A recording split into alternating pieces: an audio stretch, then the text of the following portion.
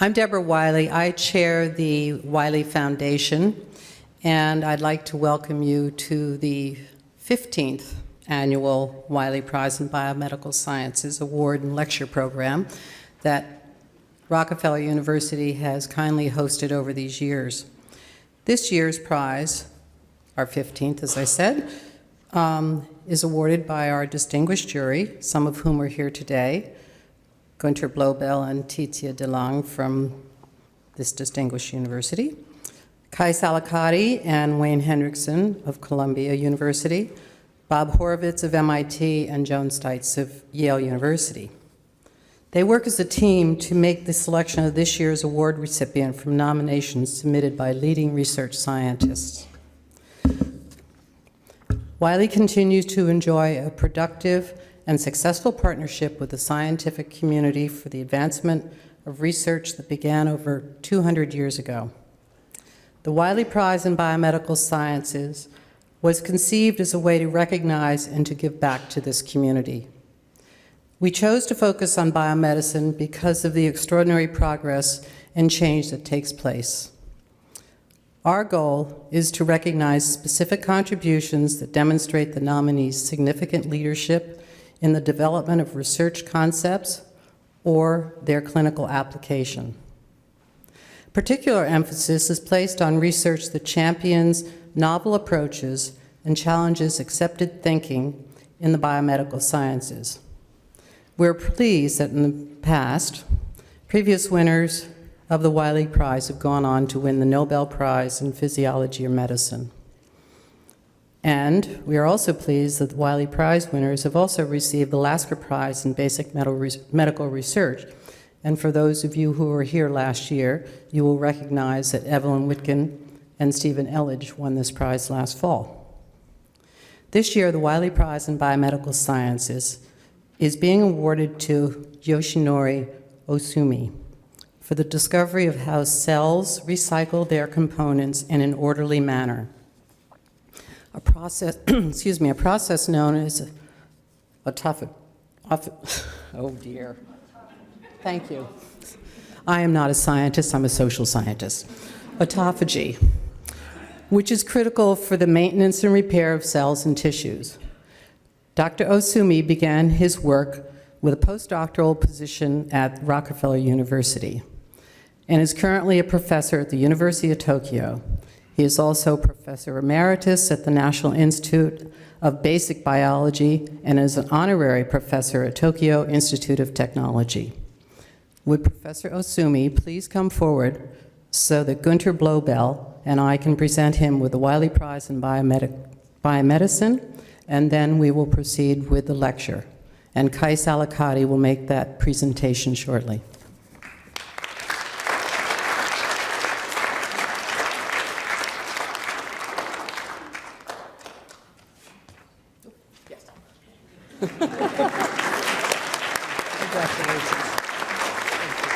Congratulations. We have Professor Alafkati, who's going to introduce Dr. Ohsumi. He is a member of the jury.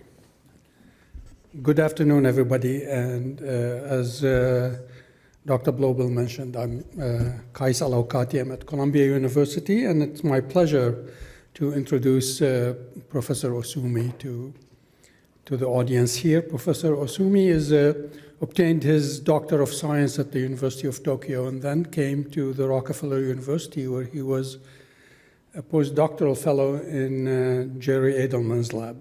There he was apparently asked to work on in vitro fertilization in the mid-70s, but it appears that this was not what he wanted to do. So he just changed his mind and worked on DNA repair. But he left the Rockefeller and went to become an assistant professor at the University of Tokyo in the department of Professor Anraku, who is a celebrated biochemist using yeast as a model for investigation of the critical processes in the yeast vacuole.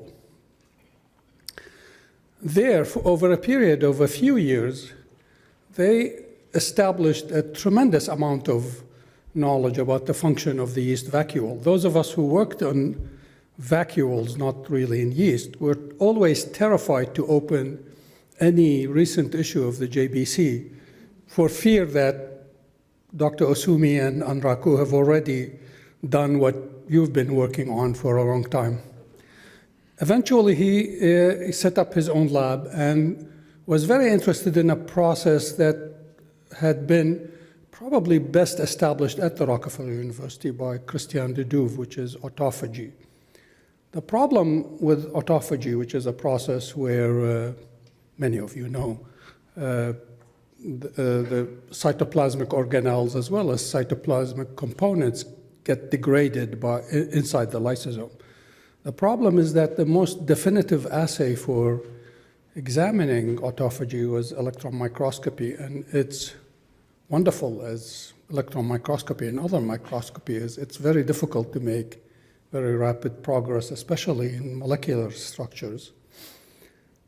And so when Professor Osumi opened his lab, he developed a spectacular assay, microscopic, still microscopic, but by light microscopy, in which knocking out the proteases that are present in the vacuole allowed the process to essentially be stopped. And he had noticed, and there's a very beautiful paper in the Journal of Cell Biology in the late 80s or early 90s, in which you could see that the organelles that have been eaten by the process of autophagy became particles that could be visualized by the light microscope. And because of various issues of viscosity and whatever, we don't need to get into the gory details, the particles in the vacuoles, essentially, you could see them because they had Brownian motion, because I think the viscosity inside the vacuole was pretty low.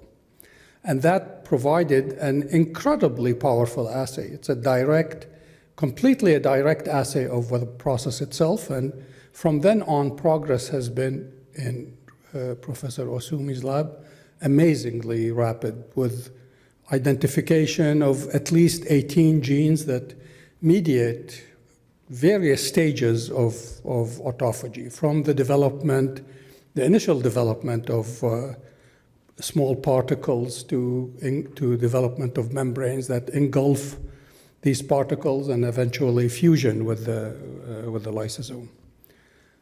These 18 genes, so-called ATG genes, which we'll hear about today, then turned out to be present not just in yeast, but everywhere else. And if you just look up in PubMed and write autophagy, there are 35,000 papers as of this morning that have been published on autophagy. And the results have been not only important in terms of basic cell biology, which is, of course, what the origin of the ideas, but they have turned out to be important in almost every major disease, neurodegenerative diseases, cancer, and a variety of other. There's hardly any disease in which autophagy is not involved in, aging and so on. And so it's a wonderful story from beginning to end, and Professor Osumi have been involved from the beginning in identification of all the processes, all the genes, cloning the genes, providing biochemical assays and physiological assays for their function. And it's a spectacular achievement, and we're very happy to have him here to give the talk. Thank you for kind introduction. It's a great honor for me to be here as a recipient of Wiley Prize this year. This kind of occasion suddenly come to one day. Professor Blobel called me, and he said about Wiley Prize. Okay, it's very happy to be here because as I am here, Rockefeller University is a special place of lots of memory for me, because I spent 3 years in Dr. Edmund's lab And also that the place I started work on the yeast. And this picture is taken. It's already more than just 40 years. I had a second son here, and he's now already 38 years old. When I come back from the United States, I started work on yeast vacuole because not so many people interested in this organ. Many people thought that it's just a garbage, nothing you can see. But I thought I was in the biochemistry department, botanical department. So I thought vacuole should be very important organ for a cell. So I started the biochemical study of the vacuole membrane. And I found various kind of active transport of amino acid and the ion on this membrane. And important finding was V-type ATPase, new type of proton pump on this membrane. But in 1988, I had a small lab just by myself. I decided to work on the lytic function of vacuole because it's an acidic compartment by V-type ATPase. And vacuole was known, it contains various kinds of hydrolytic enzymes, proteinase, peptidase, alanase, monosidase, and phosphatase. So I thought that might be homologous to lysosome function. Before going to the autophagy, just I want to say about the protein dynamics in the cell.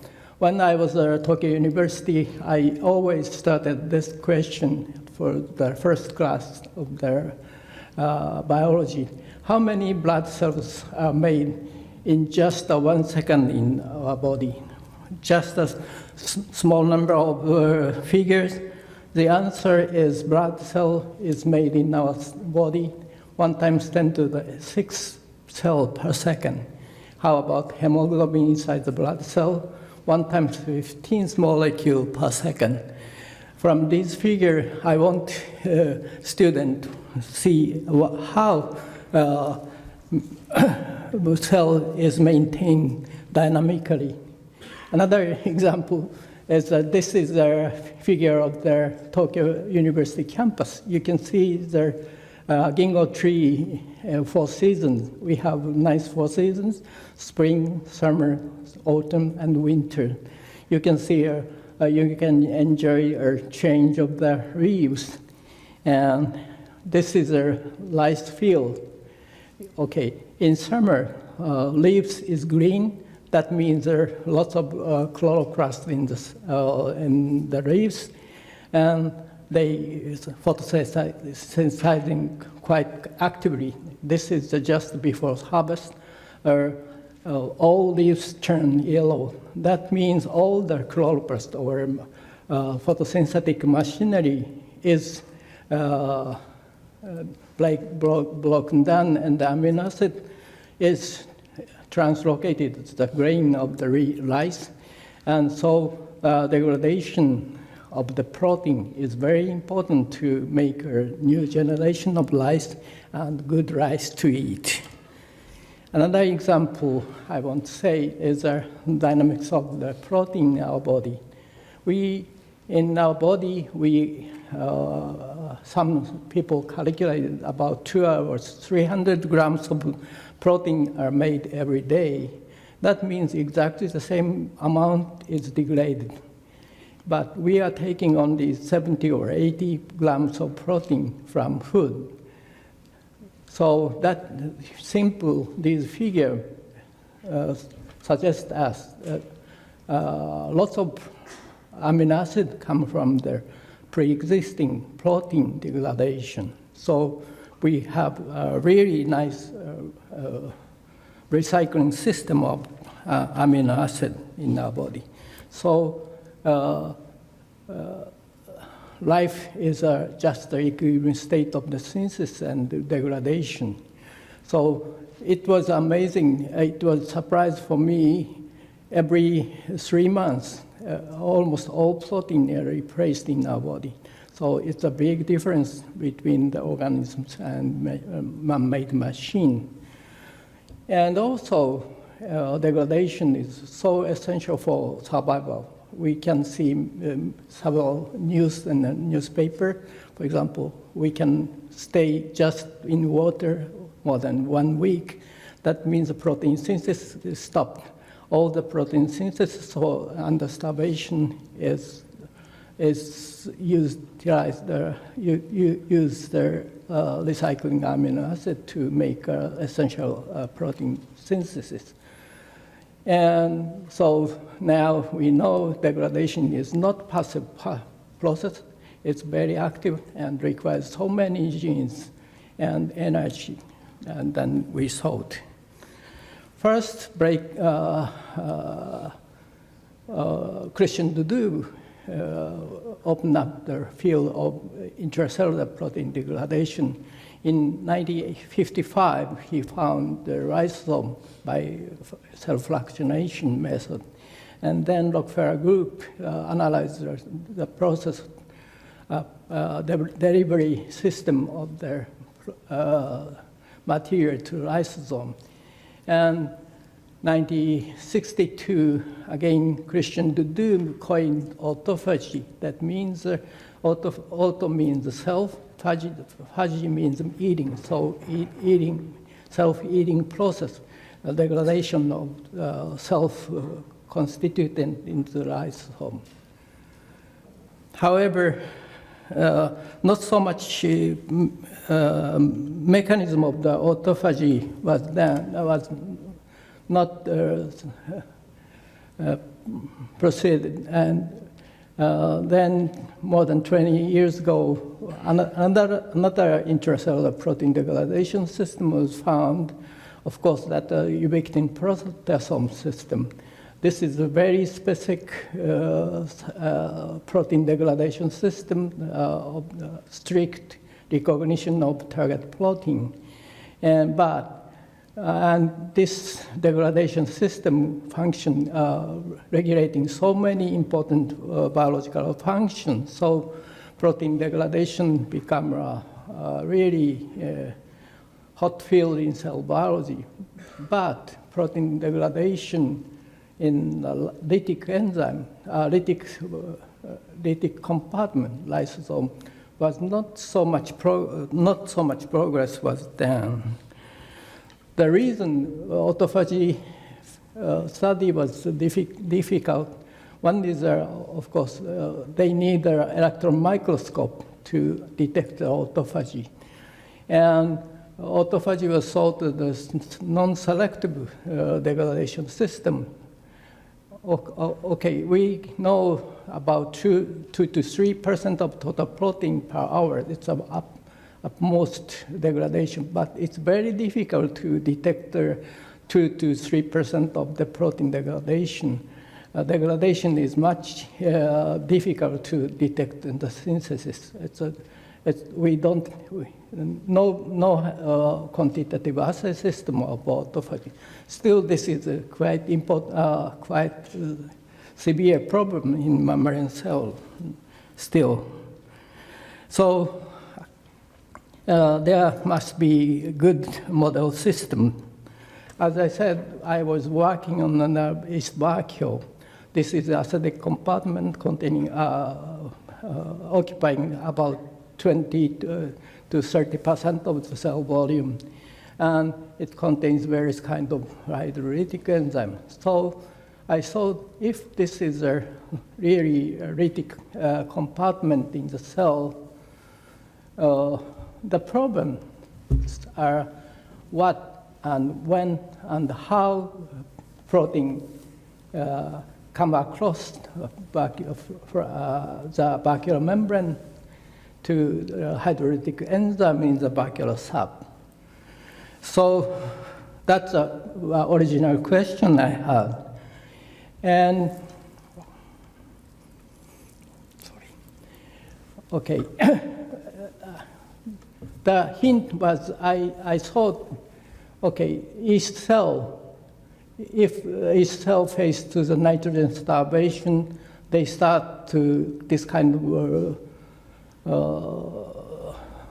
cell differentiation. This is a vegetative cell. They form 4 spores.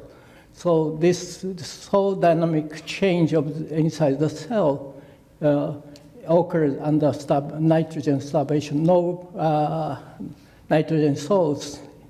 So I thought this process might require intensive protein degradation.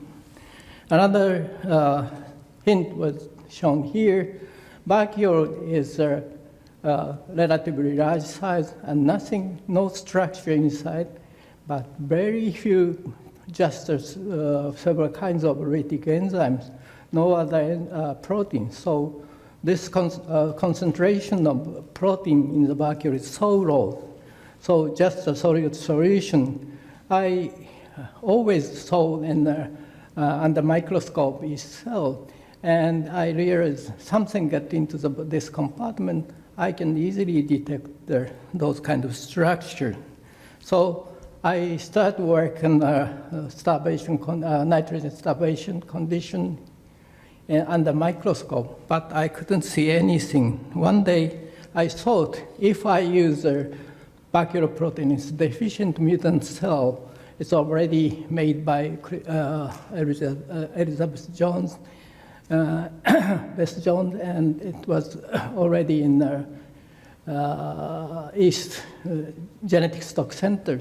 So I got this mutant, and I put those cells into under starvation condition and looked under microscope.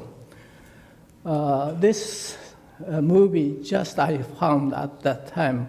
As you see, this is a wild type cell where before starvation. After 3 hours starvation, you can see this kind of quite interesting moving structure inside the vacuole. I thought this might be quite interesting phenomena to work with. Okay, this is a time course of their, we named this structure autophagic body. After 30 minutes, we can detect this kind of structure inside the vacuole, and 2 hours, 3 hours, this vacuole is almost occupied with this kind of structure. So we started the electron microscopic analysis of this phenomenon. Okay, this is a vacuole, and you can see this kind of spherical bodies inside the vacuole. And this higher magnification image, you can see lots of ribosome. And this appearance is exactly the same portion of cytosol here. And you can see Raphael here, and many kinds of cytosolic structure inside these autophagic bodies. And also a good microscopist, but Mrs. Baba and I worked harder on this process, and we found this kind of membrane sac enclosing a portion of cytosol next to the vacuole. And this is an autophagosome double membrane structure already sticking in the vacuole membrane. This freeze fracture image shows this is autophagosome in yeast, and it's a double membrane structure. Outer membrane is continuous to the vacuolar membrane shown here. Those are autophagic bodies inside the vacuole. And this inside is exactly shown in here. And the reason I show this picture is there are so many autophagic bodies inside the vacuole, and as you see here, mitochondria is taken up to the autophagic body here and here and here. So autophagic degradation is quite different from the ubiquitin proteasome system. Ribosome is already high molecular supramolecular structure, but you can see here, whole organelle is taken up once by this kind of membrane structure to be degraded. So its autophagy might be essential for maintenance of organ function. From those kind of analysis, electron microscope study, more than 25 years ago, we draw this kind of picture as a process of autophagic process in yeast. When yeast cell phase, various kind of nitrogen, not only nitrogen starvation, nutrient starvation, suddenly this kind of membrane sac appeared and enclose a portion of the cytosol may form a double membrane structure, autophagosome. Autophagosome targets the vacuole, and in a membrane structure get into the vacuole. And if I use the wild type cell, this structure is so immediately within 30 seconds, these disappear, disintegrated, and start the degradation of molecule, protein or structure. So nobody could see this kind of process under microscope. I used bacterial proteinase deficient mutant cell. We could detect the autophagic progress by just the accumulation of autophagic bodies inside the vacuole. So obviously, next question is how I can get into the genetic approach to the autophagy in yeast. So we want to isolate the autophagy defective mutant in yeast, but we didn't know what's the phenotype of the defective mutant. So we decided to just start with the microscopic screening. Under nitrogen starvation condition, cell cannot accumulate autophagic body in the vacuole. My first graduate student, Miki Tsukada, started this work, and we found only one mutant, at that time we called APG1-1 mutant cell. Okay, but we saw there are so many genes should required for those kind of membrane phenomena.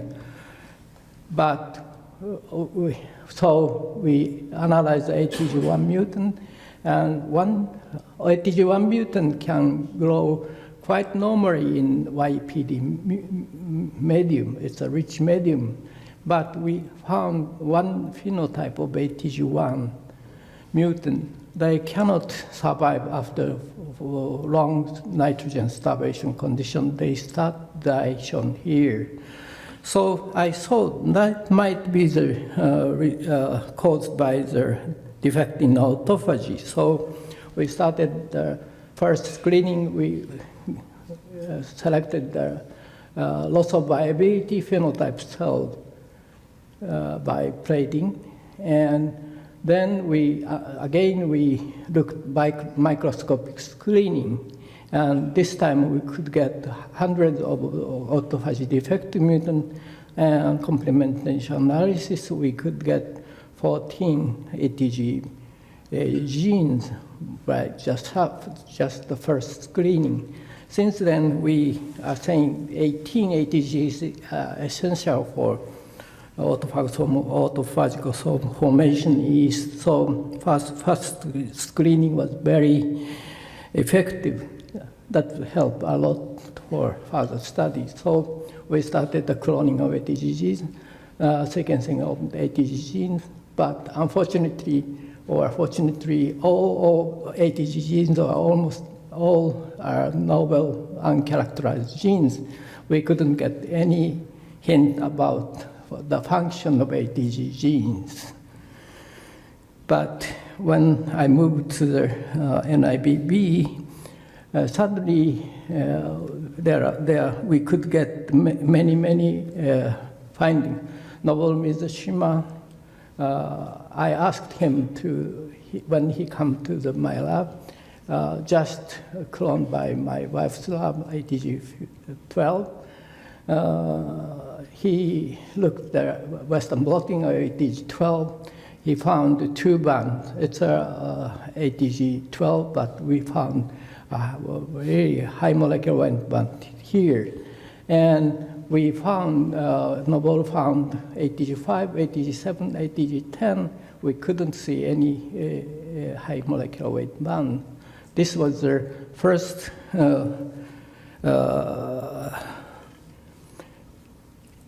hint about the ATG1 protein in, relation. And I have no time to go detail, but we found ATG12 is interestingly new type of the ubiquitin-like enzyme, ubiquitin-like protein. It's much bigger than the ubiquitin, but ATG12 is activated by ATG7, E1 enzyme, and transferred to ATG10, and finally form a ubiquitin-like isopeptide bond with ATG5, and ATG5-12 is combined by ATG16 at the double, this kind of dimeric form. So suddenly 5 ATG genes function was found. And another interesting molecule for us is ATG8. This homologue is famous, LC3 in mammal. ATG8, the reason we are interested in ATG8 is ATG8, this immunostaining is quite nicely stained the isolation membrane or autophagosome membrane shown here. So this might be a very important protein to study dynamics of membrane formation. And two graduate students in my lab worked on this system, and we found ATG8 is another kind of the ubiquitin-like protein, and it's processed by ATG4, eliminate the arginine residue from the C-terminal end, and glycine exposed form is again activated by the same E1 enzyme ATG7 and transferred to ATG3. But in this case, we couldn't find any high molecular weight band. But we realized ATG8 has two distinct forms in the cell. One is a tightly membrane associated, and that one might be the modified form. So we started the work on the mass spec analysis with collaboration with and we found modified form of ATG8 gain about 630 molecular weight. So we saw this is might be the lipidated form of ATG8, and we finally found ATG8 is a quite unique ubiquitin-like protein.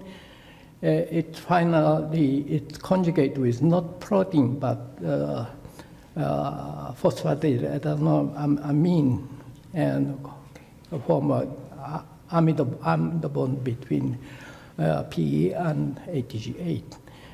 This reaction is reversible. This is not reversible, but this reaction recycle back to the free ATG8. And within several years, we found Takeshi Noda in my lab found TOC complex is a very important kinase to regulate the autophagy, because if we add rapamycin in even YEPD-rich medium, if we add rapamycin, whole process proceeded in the yeast cell. So TOC1 kinase is very upstream regulated, and I will talk about late 3 ATG1-13-17 complex. The initiation complex of ATG1 is very most important step of the autophagosome formation.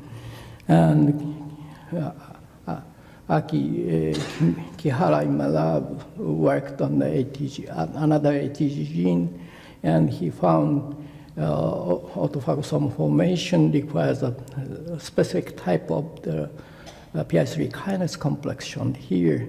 Recently, we found ATG18 is a constituted member of this complex one. So, several years in my lab, we found 18 ATG genes subdivided into this kind of subcomplex, ATG1 kinase complex, and it's very important for the initiation step. PI3 kinase complex, ATG14 is a specific component of this complex, and two ubiquitin-like conjugation system, and ATG218 complex, and only one membrane spanning protein, ATG9. Okay, ATG9 is a, originally I thought that might be a very step of, for example, fusion event, but we found all ATG genes are required for the autophagosome formation. And I want to say why so many genes are remain to be unidentified, even in this case. I think most researchers interested in that at that time was in essential genes in extremely rich medium YPD. So nobody interested in the non-essential gene in the growing YPD. Actually, ATG mutant can grow quite normally in a rich medium. That's the reason so many genes were remain to be uncovered. Then our lab, Nobel Mizishima and Tamoto Yoshinori started work on ATG gene in mammalian cell. Two students started work on the ATG genes in plant, and almost all ATG genes are well conserved in mammals. So, and also Nobel Mizishima started established LC3 transgenic mouse expressing whole bodies shown here. Then we could see easily where and how much autophagosome is formed easily by fluorescent microscope. This is a picture, a movie taken by Nobel. This is a fibroblast after starvation here. You can see so many autophagosome is formed everywhere in the cell cell. And also, Nobel worked on the first time knockout mouse of ATG5, and in fact, he found that ATG knockout mouse cannot survive after birth. Mammals' birth is a good time for starvation because they cannot get nutrient from the body mother, so they cannot at birth. Our mouse or even human induce a lot of autophagy at this stage, and it's important for survival. And suddenly, once genes are found, autophagy research changed a lot, completely changed the landscape of research. And many people started work on ATG genes and knockout, knockdown, and what happened in the cell. And autophagy is not simply the starvation adaptation. It's very important for intracellular clearance, and even bacteria, invasive bacteria is eliminated by autophagy. This first Nobel found the development of the fertilized egg requires autophagy. And these days, many people interested in the relation to the disease and some sort of neurodegeneration and longevity and antigen presentation. So I have no time to go in detail, but this is a figure of the autophagy field. Paper appeared. I started to work on here, and our group published several papers, but still it takes time to go this kind of burst of the autophagy.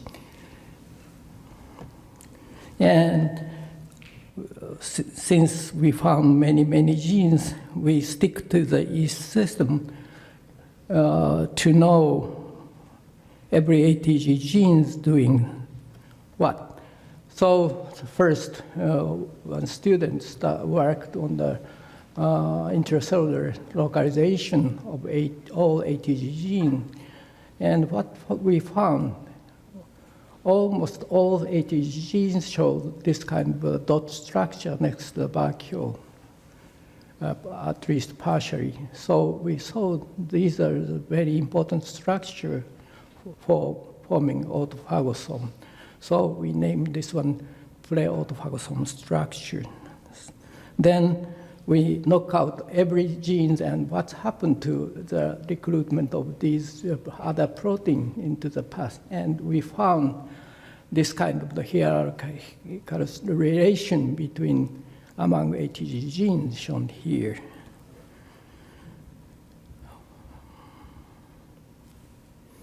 But recently, we developed a more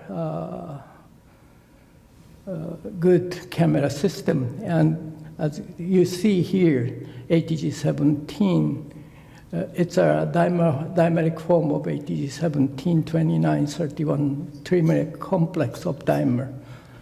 And as you see here, ATG17 just moving around the cytosol here.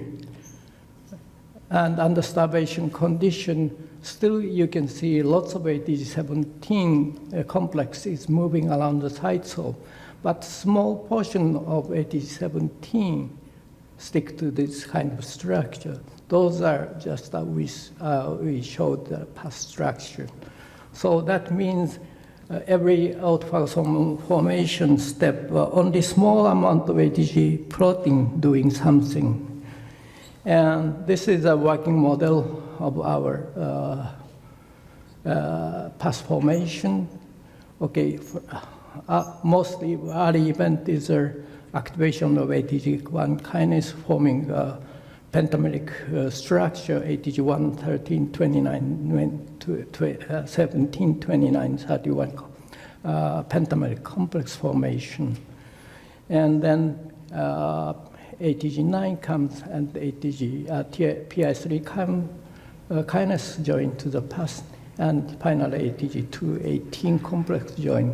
So the hierarchical structure I showed is just a sequential event of the ATG protein recruitment of this kind of past structure, just forming every step required for the autophagosome formation.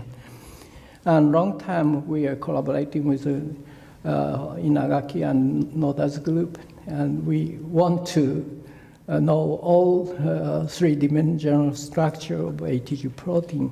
So far, not all, but we could get many ATG protein structure that help a lot to understand the molecular details of ATG protein.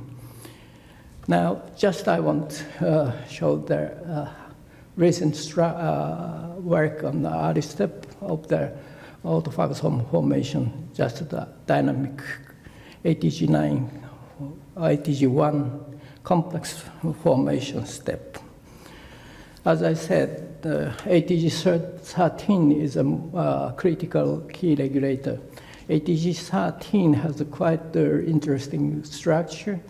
Only 1/3 of the N-terminal region is a globular structure, and 2/3 of the C-terminal structure is a denatured, naturally denatured structure shown here. And this region is highly phosphorylated by TOC1 kinase. This is just we identified residue. It's phosphorylated by TOC1 kinase complex. And long time ago, we showed ATG13, ATG1 complex formation is both most important. And recently, we found the binding mode of the ATG13. Here we found ATG13 interacting motif. And actually, this small peptide bound to the C-terminal end of the ATG1 kinase. And this region is important. If I just introduce one mutation here, all autophagy is gone. And this region is important for regulation, tuning of the autophagy. And now we found ATG13 interact also with ATG17, also in this denatured structure. We found ATG17 binding site here. And we found the interaction motif here. And this is also highly regulated by phosphorylation. These two serine residues are phosphorylated, and the phosphorylated ATG13 peptide interact with the asparagine residue in ATG17 shown here. So this is also phosphorylated phenomena. Okay, so we found ATG13 phosphorylation induced of interaction of ATG1 and then the ATG17 under starvation condition form this kind of pentameric complex. But we know in past there are so many it's not a single pentameric structure. It's not sufficient to induce autophagy. We required 40 to 50 high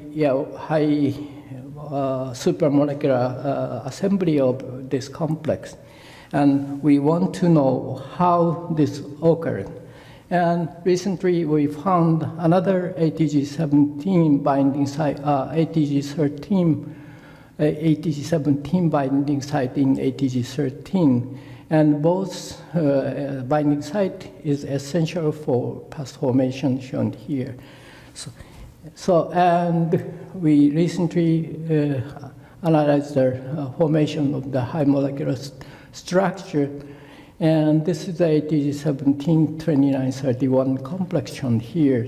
If we add the ATG1 into this form high molecular, probably tend to be high order assembly of a pentameric structure shown here.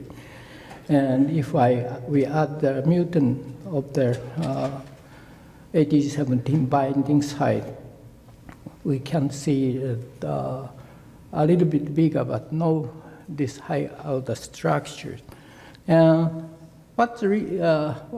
Why ATG, this kind of high molecular structure is required is shown here.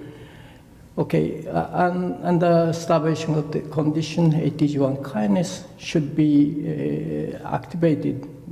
And as you see here, this wild type and this functional substitution, you can see ATG1 kinase, ATG1 is activated, but these mutant failed to form a PAS structure. You can see the ATG1 activation and also ATG19 phosphorylation shown here. So actually ATG, this kind of complex formation should be very important step of the autophagy. Next step of the autophagosome formation is recruitment of 9. And ATG9 is, as I said, it's the only transmembrane protein. So many people interested in ATG9 might be the good candidate of the membrane source of the autophagosome. But as you see here, ATG9 show this kind of very homogeneous vesicle just moving around in the site, so shown here. And those structures are, once the starvation occurs, this ATG9 come to the PAS. But these only 3, probably around 3 ATG vesicle come to the PAS. And this is very important for some sort of membrane seed for isolation membrane formation. And we found ATG9 reside on the isolation autophagosome outer membrane. So our obvious question is how ATG9 is recruited to the ATG1 kinase complex. And recently, Suzuki in my lab found N-terminal Homer domain interact with ATG9, and ATG13 Homer interaction is important to form a complex. And so from this kind of analysis, we think PAS is a flexible supramolecular structure, and this supramolecular structure is essential for autophagosome formation. And each step of the ATG PAS is regulated by protein modification, mostly the phosphorylation. So every step is highly regulated by this kind of modification step by step. That is to know what's going on each step is most critical question for us right now. But I think now,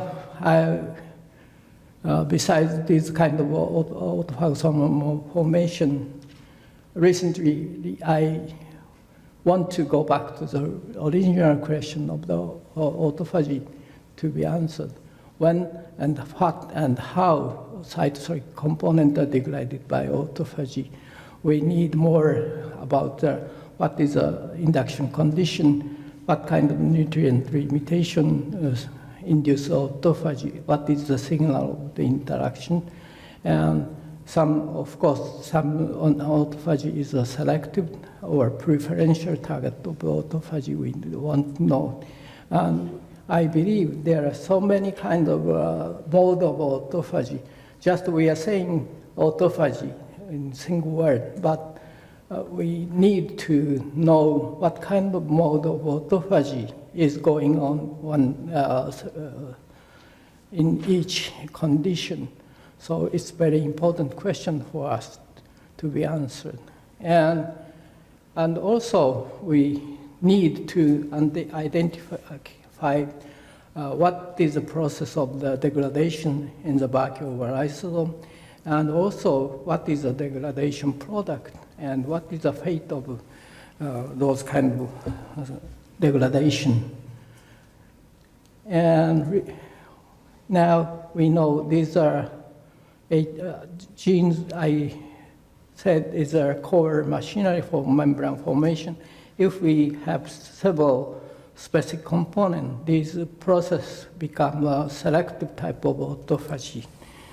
And recently we found that requires a receptor on the target and adapter molecule and ATG8, and interacting with ATG8 for specific recognition of the target protein to make a isolation membrane. We identified several kinds of specific receptor for mitochondria, peroxisome, cytosolic enzymes shown here. And also we found the receptor is regulated by phosphorylation by various kinds of specific protein kinase shown here. And recently, Hitoshi Nakatogawa's group found ATG, another receptor, ATG39, ATG40.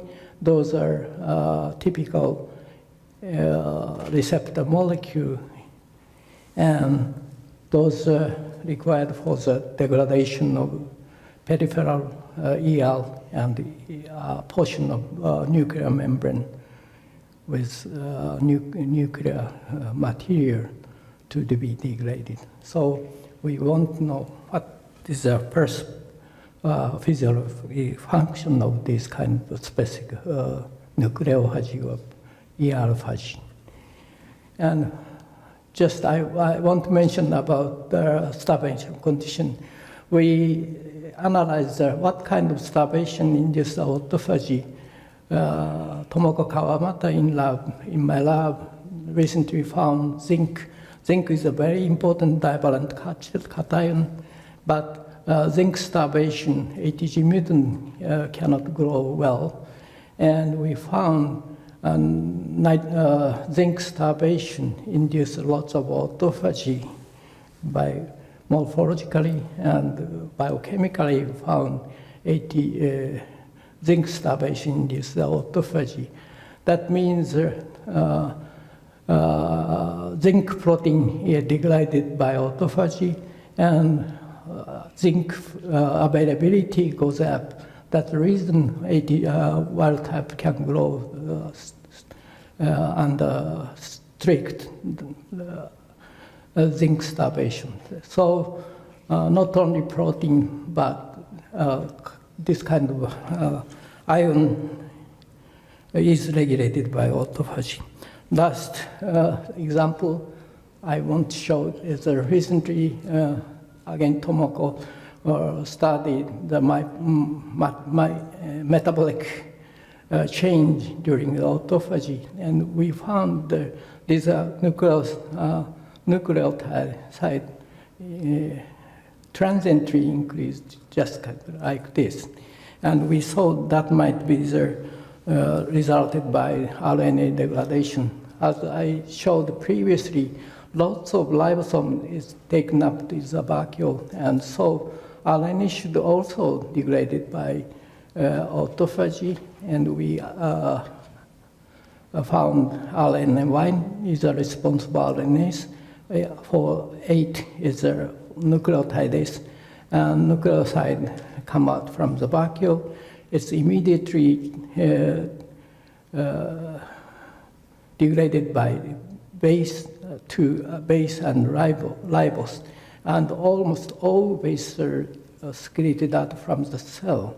So in this case, degradation is not simply the back reaction of the synthesis. This kind of bulk degradation induces this kind of metabolic change. So we should carefully think about what is going on during the bulk protein degradation or specific degradation. So I want to say my 27 years of autophagy research was really a narrow path, but we found and those are many accidents and wonderful encounters I had, and I had many luckness. I place where I found stick on the very profound subject vacuole and autophagy. And I should say thanks to the excellent colleagues, collaborators, and good support for this. But I want to say autophagy is a really hot field right now, but we are still quite early stage of study. So there are so many fundamental questions to be answered. Finally, these 27 years, we had so many good collaborators, technicians, and students. I couldn't say all names, but it helped a lot. Yeah, I should say thanks. Thank you so much for your attention.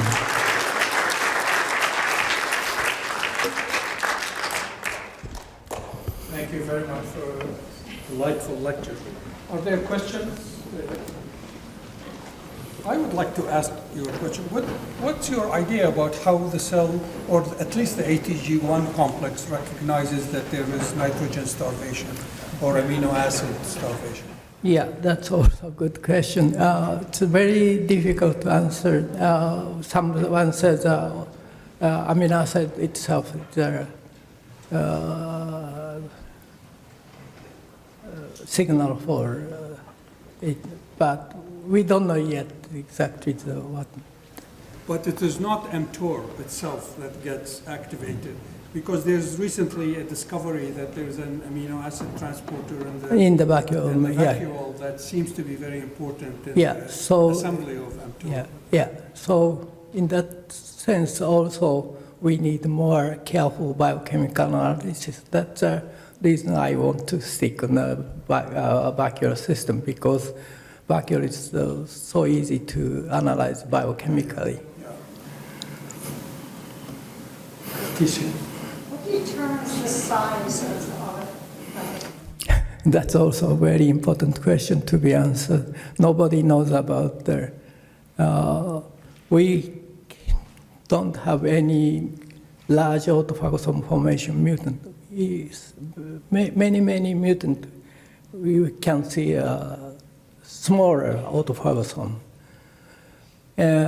Someone think about some sort of timing of their supply of the lipid is limited. So every one cycle of the autophagosome, it takes about 10 minutes. That is the limitation of the membrane supply. Nobody knows about the exact answer. I have a question about this nuclear autophagosome. I just wanted to clarify that it engulf entirely nucleus, so part of it was part of the nucleoplasm. Yeah, of course it's a part of the nuclear membrane, and we don't know exactly what the difference between what is the special site of the eating of the nuclear membrane. We don't know yet. It doesn't collapse the entire nucleus. No. Yeah, we saw the nucleus is not the target of the autophagy because it's too big. But my friend found in some fungi, whole nuclei is enveloped by the autophagosome membrane and immediately digested. So it's not if you have some trick, autophagosome can envelop a whole portion of the vacuole nucleus. Yeah.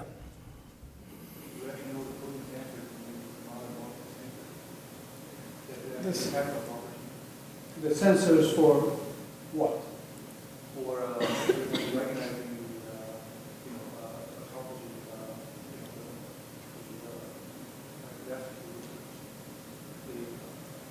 I mean, it's probably a very good question because I don't know much about autophagy, but there is like basically sense the nutrient starvation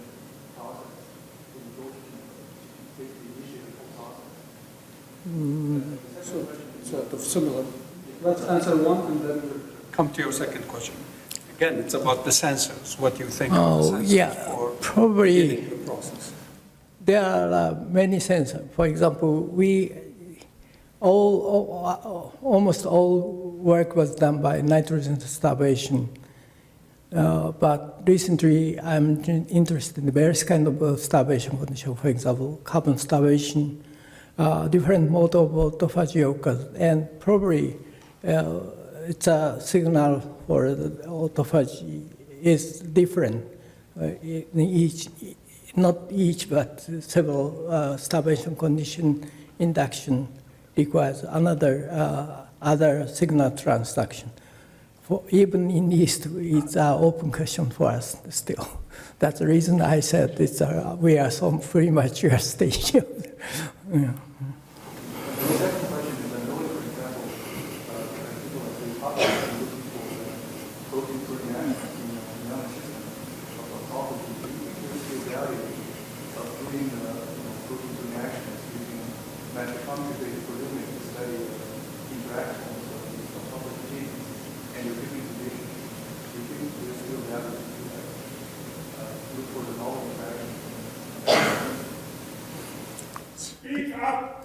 Yeah, it's hard. Sorry. I was trying to mitochondria is interesting in autophagy.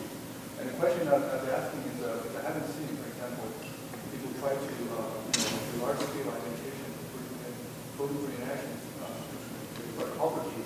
So do you think there is a value to look for maybe novel interactions for all these 18 or 20 autophagy products? Probably 25 are different, and there's different conditions, like starvation conditions. I mean, do you think there's more molecules of proteins involving in pathways? That's my opinion.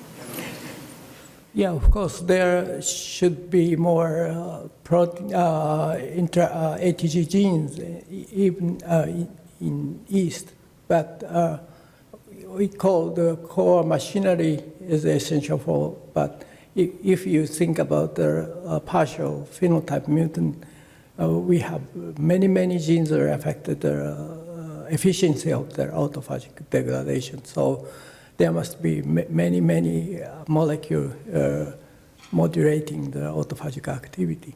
Of course, in some genes in mammals should be essential for, but we think the most simple, holistic way, core machinery is essential for autophagosome formation. That's my standpoint, yeah.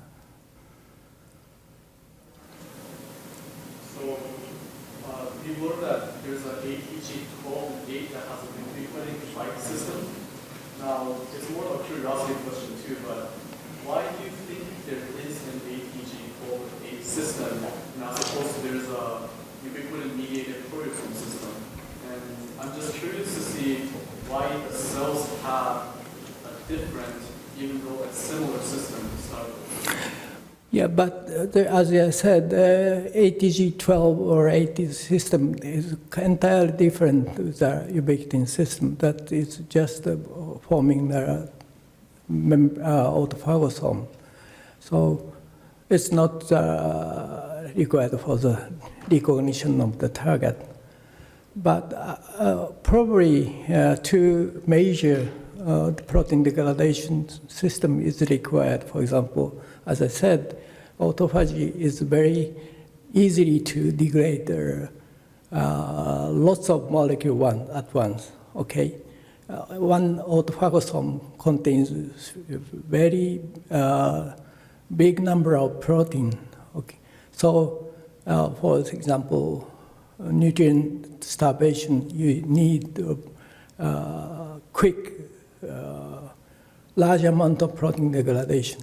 And also, for example, as mitochondria or very big structure is degraded by just one autophagosome formation. That's a very big difference between the ubiquitin system. And also, we think, I think there are several cytosolic enzyme or protein form some sort of a high supramolecular structure inside the cell. That nobody exactly knows, but those kind of dynamics of the cytosolic protein is very good for autophagy or escape from autophagy. That is quite an interesting question for me right now. Yes. Since you have found that the disorder domains of some of these APG proteins could be playing a role in the assembly process of the pre-autophagosome steps, have you guys found mutants where perhaps there are mutations in these domains that makes those assemblies more prion-like or more amyloid-like in terms of like perhaps linking some of this assembly process later on into some Alzheimer's or neurodegenerative diseases? Yeah. Okay, that's also, I have no answer, but those kind of protein structure in the cell, a high order structure, those kind of, for example, prion, now I want to do, start that kind of analysis right now in yeast. So I don't have any good answer to your question at this moment. But that's a really good question to be answered.